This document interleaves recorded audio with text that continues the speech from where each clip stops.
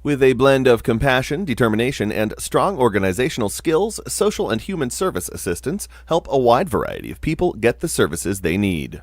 Social and human service assistants help clients obtain benefits and services in their community and follow up to ensure services are in place. For example, they may connect families to food assistance or childcare, help immigrants enroll in language classes and job training, or help people leaving prison find jobs and housing. People in this field work under a variety of job titles, including casework aide, social work assistant or aide, counselor assistant, and human services worker. Typically, with the supervision of a social worker or counselor, social and human service assistants serve many different clients such as veterans, the homeless, children and families, the elderly, and clients rehabilitating from addiction or injuries. They work in many types of organizations that provide social assistance programs, including nonprofits, social service agencies, government offices, hospitals, and shelters. Some may visit clients in the community.